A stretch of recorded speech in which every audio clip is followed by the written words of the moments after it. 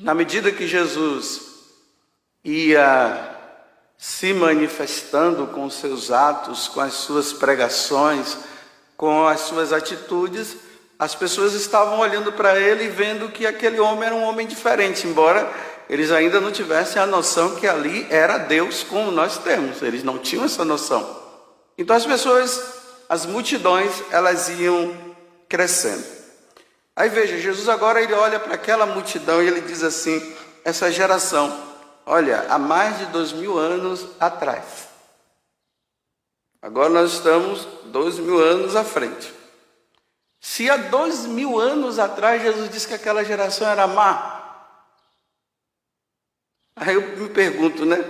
Diante de tanta maldade e atrocidades existentes no mundo de hoje, então, se lá já era má, imagine a de agora. Diante de tantas coisas que acontecem, aí Jesus diz assim: olha, no tempo de Jonas, aquela cidade de Nínive estava vivendo uma situação muito errada. E Deus disse, né? Pai envia Jonas e diz assim: Jonas, vai lá e fala para aquele povo que se eles não mudarem de vida, eu vou destruir aquela cidade. Aí Jonas vai lá, fala, o povo se converte, muda de vida. O pessoal começou a ser obediente a Deus, como Paulo está dizendo na primeira leitura, dizendo que ele é apóstolo de Jesus e foi enviado para chamar os povos à obediência a Deus, porque as pessoas vivem numa desobediência muito grande. Então o povo de Nínive se converte, desde o rei até ali eles colocam até assim, os animais, até os animais foram convidados a fazer penitência e jejum. E claro que não teve isso, né, que animal fazer um jejum e penitência, mas para dizer assim que o povo realmente levou a sério o que Deus tinha dito. Então ele se converte. Aí ele fala também dessa rainha, né, que vem de Sabá. Aqui coloca a rainha do sul, mas é a rainha de Sabá. Ela vem visitar Salomão, ela fica admirada, era uma pagã. Ela se admira com a pregação, com a vida de Salomão, e ela volta para a terra dela convertida, louvando a Deus. Ao Deus de Israel ela se converte. Só que Jesus está dizendo que essa geração não quer se converter. E aí, uma vez que essa geração não quer se converter, aí Jesus fala do julgamento, que é uma coisa que nós não ouvimos muito hoje mais, né? Não se fala do julgamento, afinal de contas, Deus é amor e misericórdia, não vai ter julgamento, todo mundo vai se salvar, então para que julgamento? Então não se fala de julgamento mais.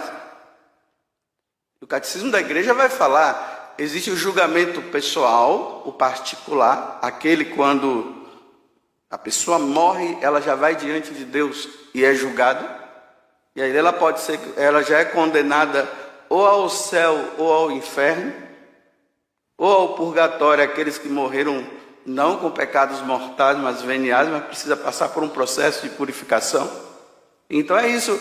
E tem o julgamento universal, que vai acontecer um dia, aonde Jesus irá na sua glória, e todos os povos, os que já morreram, já foram julgados, e aí os que estão vivos também, vai se reunir todos diante do trono de Deus, e ali vai acontecer o julgamento definitivo. Já foi definitivo para quem já morreu e já foi julgado, e vai ser definitivo para os que não haviam morrido e vão ser julgados. Então aí os corpos vão se unir com a alma, porque quando a gente morre é a alma que vai para o julgamento, o corpo não vai, o corpo vai depois. Isso é doutrina da igreja. E aí vai ter a união do corpo e da alma. Aí aquele que foi para o céu, vai para o céu, corpo e alma. E o que vai para o inferno, vai para o inferno de corpo e alma. Esse é o julgamento. Aí Jesus está dizendo que no dia desse julgamento, ele vai colocar a cidade de Nínive. Em outros momentos Jesus fala de Sodoma e Gomorra também, que foi terrível essa cidade. E ele vai dizer, e vai colocar com essa geração nossa. Porque eu estou falando da nossa geração, porque os que já morreram já foi, né? E Jesus está dizendo que a geração de lá, que já não foi tão boa, mas que se converteu, eles vão julgar essa geração perversa que não quer se converter.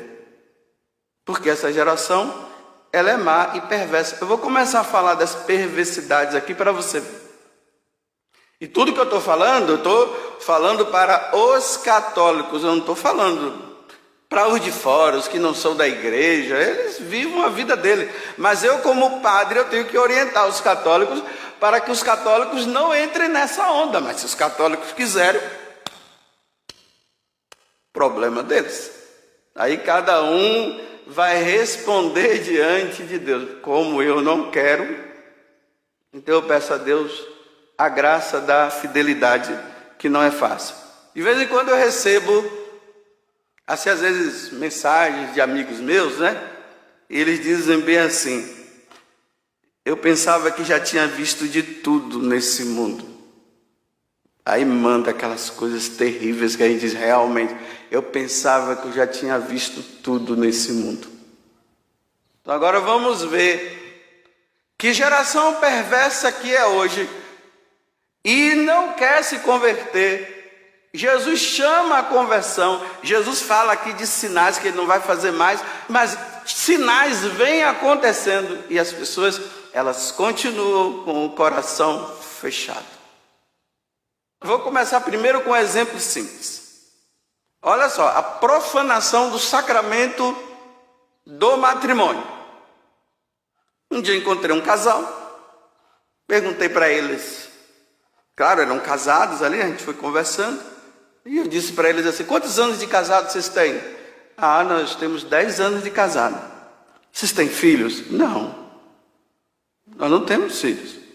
Eu mais o meu esposo, nós fizemos a opção de não ter filho. Olha, isso aqui já é um escândalo. Uma pessoa casa e não quer ter filhos, isso já é um escândalo. Casou para quê? Se casa para formar família. Mas vocês não querem ter filhos? Não, nós fizemos a opção de não ter filhos. Aí agora vem o escândalo maior.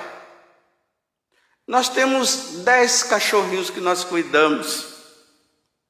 Olha, padre, não é fácil cuidar de criança. Aí nós fizemos a opção de cuidar dos nossos cachorrinhos. Olha só, isso é uma profanação, isso é um escândalo.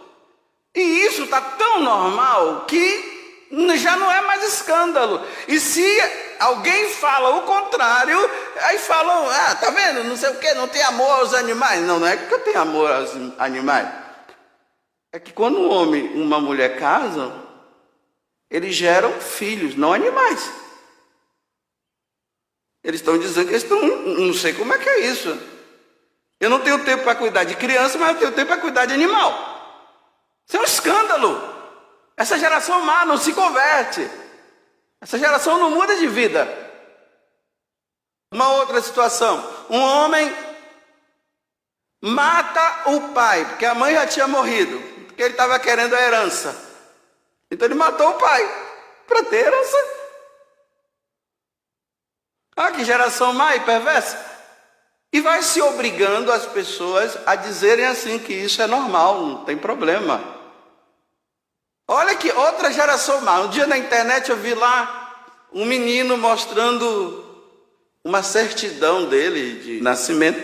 Na maior alegria, os pais ali do lado, né? Porque uma criança, ela ainda não sabe o que é o certo e o que é errado. Ela não sabe definir ainda.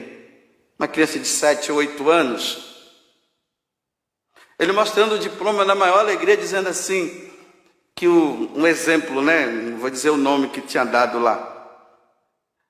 Ele é João, e agora ele mostrou o diploma que ele foi no cartório e mudou agora para Joana. O nome dele é Joana. E os pais felizes, porque agora o filho chama-se Joana, não é mais João. Isso é um escândalo. Você acha que Deus está lá no céu concordando com isso? Deus criou aquele menino, ele criou o menino, homem, e agora o menino está com a mãe e o pai dizendo: não, meu nome agora é Joana, porque eu quero ser Joana. Uma criança, ela não sabe definir ainda as coisas.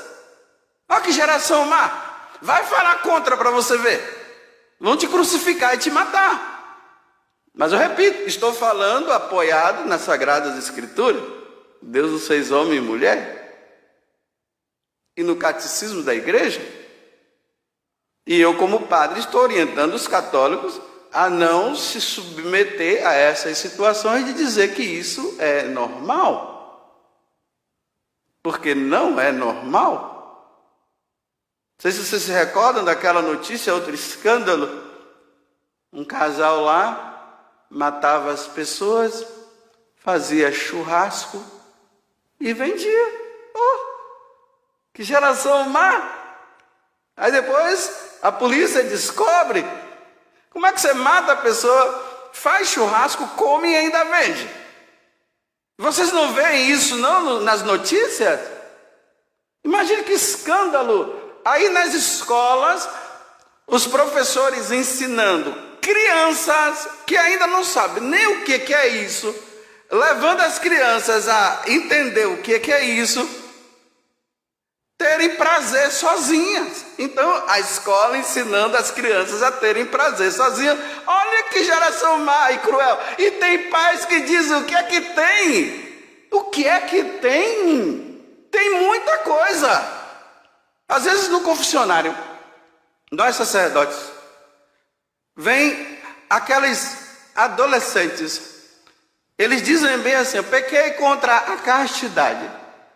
Aí quando uma pessoa diz que pecou contra a castidade, ela precisa dizer o que é que ela fez. Então se ela diz pequei contra a castidade, ela não diz o que ela fez, o sacerdote tem que fazer essa pergunta, porque fica muito generalizado. O que foi que você fez? Aí a pessoa tem que dizer, porque é fácil você dizer assim: pequei contra a castidade. Pronto, geral, você não diz o que foi. Ainda mais que tem gente que fica com vergonha, né? Mas é preciso dizer o que fez. Aí vem aqueles adolescentes que têm pureza no coração. Eles dizem bem assim: padre, pequei contra a castidade. Aí, o que foi que você fez? Ah, eu vi alguma coisa errada, vamos dizer assim, na televisão ou no celular. Aí se pergunta: fez mais alguma coisa? Ele: que coisa? Não, meu filho, fica quieto, não foi nada não. Porque se nós ficarmos ali, nós vamos despertar algo que aquele jovem que é tão puro, ele não sabe. E imagina nas escolas ensinando as criancinhas a fazer a coisa. E isso é normal? Não é normal? Ao mundo que nós estamos, essa geração é má. Então essa geração, quando ela for diante de Deus para ser julgada, quem é que vai se salvar? Não, padre, mas Deus é amor, Deus é misericórdia e Deus nos entende. Deus nos entende? Entende sim, claro. As sem vergonhices ou não. Ele entende muito bem. Imagina um sacerdote, eu vendo, né? Um sacerdote celebrando uma missa e ele vestido com roupa de pai de santo. Eu disse: é um padre ou é um pai de santo? Eu estou na dúvida agora. É o que, na verdade? Bem, quando eu vou celebrar a missa, eu me visto com as vestes sacerdotais próprias da Igreja Católica. Agora, eu usar vestes de uma outra religião para eu... tá demais. Deus está arrancando os cabelos. Outra coisa, eu vejo no noticiário 2 pastores se casando. Um casamento de 2 pastores. Aqueles 2, eles estão anunciando o evangelho e eles estão dizendo que pode um homem com outro homem casar. E eles são pastores. Bem, quando eles pegam lá Levítico 18, 22 ou 23, eles fazem o quê? Será que eles riscaram em cima que lá disse que um homem não pode deitar com outro homem? Nós entramos agora na carta aos Romanos. São Paulo vai começar a falar coisas aberrantes contra a natureza. Homem vivendo com homem. Aí ele vai dizer que chegou a um ponto que o homem não quis mais saber de Deus, que Deus deixou. Vocês querem viver? Vivam! Mas vocês sabem que vocês serão julgados. Porque Deus dá a liberdade a cada um. Então eu fico olhando, quando eles pegam aquela passagem, o que é que eles fazem? Eles fazem vista grossa, eles pulam o versículo. Olha que geração má, que geração perversa, que vai contra Deus.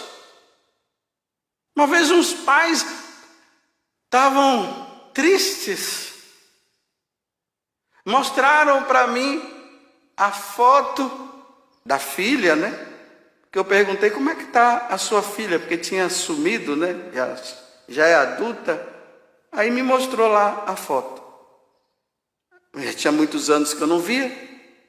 Aí estava lá um rapaz e uma moça. Aí eu olhei e vi a moça. Nossa, como está crescida. Não, padre, a minha filha é o rapaz. Eu disse, o quê? A minha filha é o rapaz. Cresceu, cortou o cabelo, colocou uma faixa aqui no peito, para ficar tudo reto.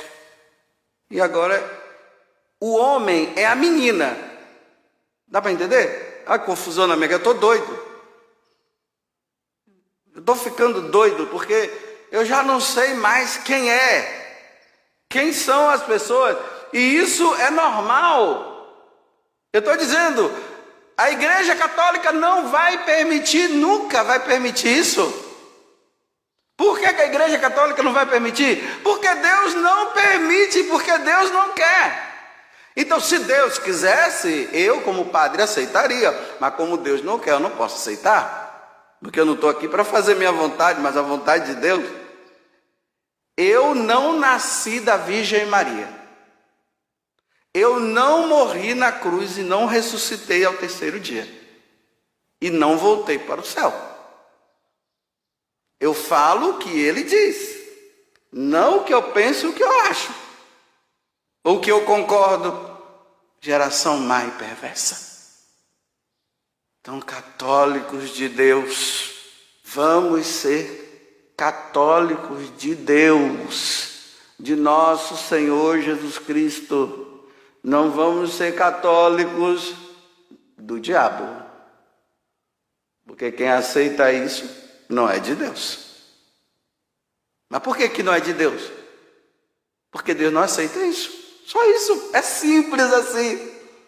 Agora, quem quiser convencer Deus, chama Ele.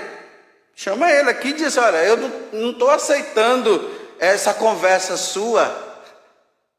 Eu disse que nós somos uma formiguinha e Deus é um elefante. Vai brigar com o elefante, vai. Chama Deus, Deus vem aqui e coloca Deus para ser julgado. Coloca ele e diz, Deus, nós estamos agora aqui fazendo o seguinte, nós queremos que o Senhor mude as coisas, porque nós não aceitamos que seja assim. Aí vocês acham que Deus vai fazer o quê? Ele vai tremer diante de vocês e vai dizer, tá bom, já que vocês não querem, eu vou fazer sim, fica tranquilo, não fica assim me colocando contra a parede não. É assim que Deus vai fazer? Experimente. Com Lúcifer não deu certo, e não deu certo mesmo. Vocês acham que vai dar conosco? Então, durma com esse barulho.